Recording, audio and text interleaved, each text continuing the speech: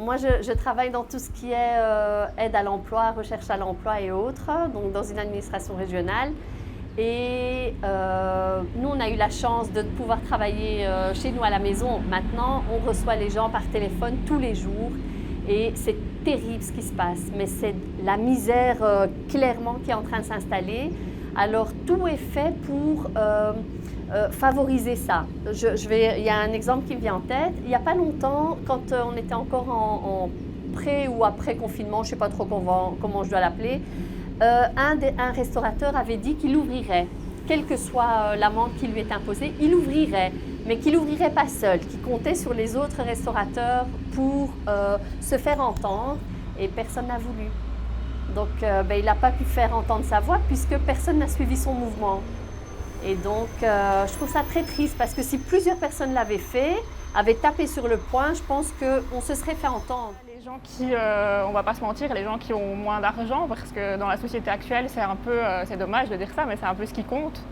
Après, il y a des aides et tout ça, c'est pas ça, mais bon, c'est sûr que voilà, il y a des gens qui ont eu un peu moins de chance. Puis parfois aussi les gens immigrés qui viennent de pays qui arrivent ici, qui n'ont rien parce qu'ils fuient la guerre ou leur pays.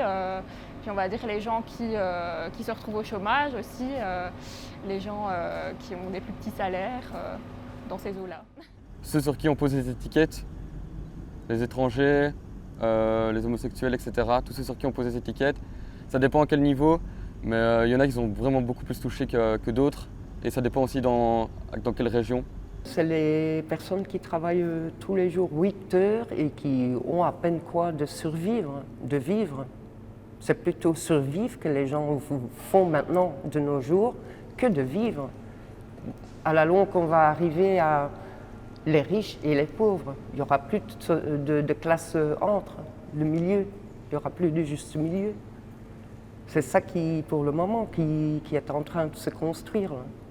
Les gens qui sont en couple et qui ont des enfants, il n'y a qu'une personne qui travaille et du jour au lendemain, bon, parce que le Covid est là, il n'y a pas de travail, il faut trouver du travail, il faut avoir les moyens de se déplacer. Tout coûte de l'argent, sauf qu'on ne donne pas assez aux gens. Il y a des gens qui ne savent même pas se payer un médecin ou qui ne vont pas chez le médecin parce qu'ils n'ont pas les moyens. Sinon, ils n'auront pas à manger à la fin du mois. Donc, ils doivent faire des choix. Et qu'est-ce qu'ils font? Ils ne vont pas laisser leur nourriture pour les enfants ou qui que ce soit dans la famille parce qu'eux, ils sont malades. Donc, et qu'est-ce que vous pensez de ça au fond de vous? Ça me met en rogne parce que, bon, il y a des gens qui reçoivent tout, même les soins gratuits. Pourquoi on ne donne pas aux gens qui sont dans le besoin? Mais vraiment dans le besoin, qui laissent leur nourriture pour aller chez le médecin, mais qui savent qu'à la fin du mois, ils n'auront rien à manger. Pourquoi on ne donne pas à eux? C'est difficile, sans doute, de faire le choix entre santé et se nourrir. Voilà, c'est ça le choix qu'ils doivent faire. Et ça, c'est pas juste. Les homosexuels, bien sûr, eux, non seulement c'est la religion qui les attaque, mais en plus, c'est la société en général qui les accepte pas. Récemment, ça a changé, je crois, depuis le 2015, mais ouais, il y a les homosexuels, il y a les handicapés. Ouais, c'est à peu près tout pour moi. Hein. C'est les grands pans pour moi. Ouais. Il y a des personnes plus en souffrance qu'il faut regarder. Il y a quand même des gens qui sont à la rue et qu'on ne les aide pas assez. Et on devrait les aider de plus en plus. Comme par exemple comment est-ce qu'on dit ça? Des gens des clochards, quoi, qu'on va dire. Les clochards qui sont accompagnés d'un chien. Ils ne peuvent pas aller dans toutes les maisons qu'ils veulent. Et moi, je trouve ça injuste. Maintenant, s'il y aurait un SDF, voilà, comment est-ce qu'on dit le nom? Un SDF qui viendrait chez moi, je l'accueille, grands bras ouverts, parce que j'étais moi-même SDF. Et la justice sociale, elle ne regarde pas assez. Il faut s'en vouloir à ces ministres. Et les ministres ne regardent pas assez. Ils regardent à leur portefeuille à la place de regarder aux gens. Moi, je prends l'exemple des enfants parce que je je travaille avec des enfants. Après, on a peut-être que les milieux sociaux défavorisés sont peut-être plus vulnérables. Mais après, je pense que c'est aussi une question de personnalité, de caractère.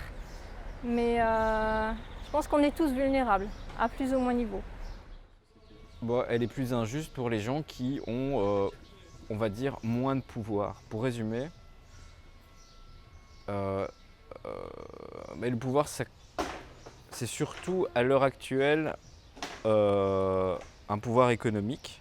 Maintenant, c'est pas que, mais donc je vais résumer par le pouvoir. Ouais. Donc moins t'as de... Si tu es un prolétaire qui est issu d'une famille prolétaire, qui n'a pas eu vraiment la chance d'aborder la culture, etc., ça va être plus compliqué pour toi dans plein de situations que si tu es né dans une famille extrêmement aisée, cultivée, etc. Pour peu de choses, on vous impose quelque chose qui... Moi, c'est bien simple. Quand on m'impose quelque chose, je suis bloqué. Je suis bloqué et je ne comprends plus. Je ne comprends plus. Je ne comprends plus. On vous impose d'aller chercher ceci ou cela. Oui, c'est bien. On vous aide. Oui, c'est bien. Mais on demande trop de choses pour que ça aille. On est bloqué et moi, je suis perturbé de ce côté-là. Alors, est-ce que vous pensez qu'il n'y a que vous que ça perturbe? Non. Pour qui elle serait injuste? Est-ce qu'il y a des personnes aussi qui souffrent, d'autres catégories de personnes? Beaucoup plus que vous ne croyez. Mais comment dire? Moi, je me sens humiliée à certains moments. Ah oui, parce que j'ai eu un très gros problème. J'ai eu un très gros problème, j'ai demandé de l'aide et on vous dit oui, on vous laisse de côté si vous n'insistez pas. Ça n'aboutit pas, alors on essaie de se débrouiller, on essaie de faire en sorte que ça aille, mais il n'y a rien qui bouge. Mais entre parenthèses, les personnes qui en ont, je vous assure, ceux-là, alors sachant qu'ils ont beaucoup d'argent, à ce moment-là, on aide parce qu'on sait que ces personnes-là vont faire en sorte de donner de l'argent en contrepartie. Des femmes qui vivent seules avec des enfants, on ne les aide pas, on les laisse. Alors on est saisi que ces femmes-là, elles ont par moments des moments de suicide ou d'abandon d'enfants parce que justement, elles ne parviennent pas à les nourrir correctement et c'est pas juste, c'est pas juste. J'ai perdu l'argent de ma pension, j'ai demandé de l'aide, pas moyen, mais il faut donner des preuves de ceci, de cela. On vous dit qu'on va vous aider, finalement on ne le fait pas. Alors de ce côté-là, on aide les personnes qui n'en ont pas besoin et les personnes qui n'en ont pas, on les laisse de côté. Parce qu'elles ne savent pas se défendre. Celui qui ne sait pas de se défendre maintenant, monsieur, on ne sait plus rien faire. Il faut accepter et se soumettre. On n'est plus libre de faire ce que l'on veut maintenant. C'est bien, c'est dans tous les sens du mot. Avec peu, on fait, moi je fais beaucoup. Vous pouvez donner un exemple? Un exemple pour question de nourriture, par exemple. Je n'ai pas beaucoup d'argent parce que justement, ce qui m'est arrivé, eh bien, au lieu de faire une soupe normale, j'ai de la salade, eh bien, si j'ai des pommes de terre, je fais une soupe avec une salade, quelques pommes de terre et 2-3 oignons avec 2 coups de bouillon. Je fais ma soupe comme ça. Mais j'ai au moins ma soupe tous les jours, je la mets au frigo et j'ai mon bol de soupe tous les jours. Avec des carottes, eh bien, je fais de la ratatouille de carottes, comme on dit, pour 2 ou 3 jours, pour savoir manger tous les jours. Vous comprenez? Si j'ai le peu que j'ai essayé de réfléchir à ce que je pourrais faire avec le peu. Et ça me je vous assure. Monsieur, il y a des fois, il y a des moments, je donne le change. Est-ce que ça va? Oh oui, ça va très bien. Mais dans le fond, au fond de moi-même, si vous saviez les larmes et le cœur comme ce qui prend, tous les jours, monsieur, je pleure, tous les jours, monsieur, tous les jours. Pour 1 mois que j'ai de ma pension, j'ai perdu, ça va tout bousiller. Je suis en retard de fracture et je ne parviens pas. Alors que dans le temps, je ne dois rien à personne, rien du tout. Et pour 1 mois que j'ai perdu, je me sens je me sens mal. Et pourtant, monsieur, quel âge croyez-vous que j'ai? 60, Combien? 60. 77. 77, monsieur. J'ai mal aux pieds, j'ai un problème au genou. Et pour ne pas devoir prendre de canne, je prends mon caddie. Comme ça, on ne dira pas. Ça ne se voit pas. Eh bien, je me bats continuellement. Journellement, je me bats. Pour arriver à quoi? À donner le change et essayer de vivre normalement. Mais comme on ne vous donne pas de quoi, alors il faut faire avec. Déjà, par rapport, bon, c'est peut-être moins concerné, mais quoique, par rapport aux migrants, par rapport à toutes ces femmes qui sont laissées pour compte et qui dorment dans la rue, parce qu'il n'y a pas assez des lieux d'hébergement où elles ne veulent peut-être pas y aller, ça je ne sais pas. Mais enfin, quand on regarde autour de soi, ça fait peur. Beaucoup plus de personnes sont vulnérables aussi, même ayant certains droits, mais les lenteurs administratives pour avoir tes droits sont de plus en plus marquées. Tout doit être fait par informatique. Il y a plein de gens qui ne savent pas servir de l'informatique ou qui n'ont pas les moyens d'avoir. Et donc les gens se débattent constamment avec un tas de problèmes.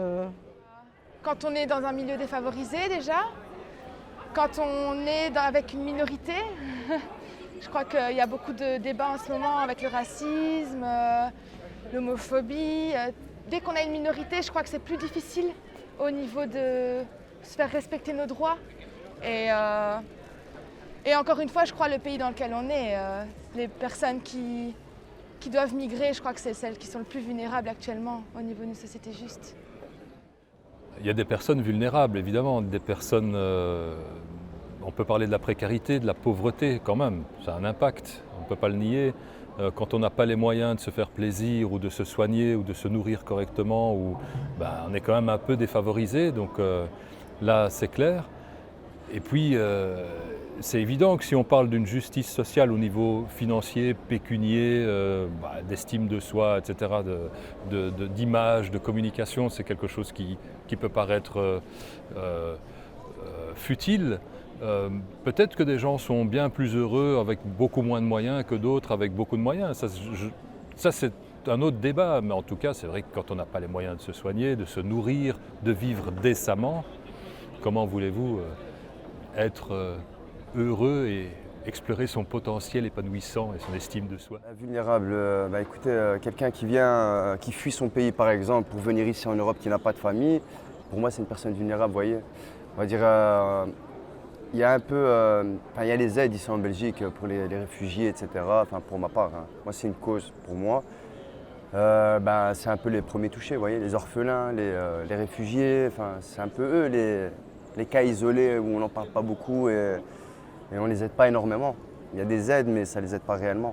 Et c'est ces gens-là, malheureusement, qui viennent ici en Europe et qui peuvent perdre espoir parce qu'ils n'ont pas de soutien, qui peuvent faire des dingueries enfin, vous voyez, ça peut aller loin. Comme des gens nés ici, qui ont une famille et qui peuvent faire tout le contraire.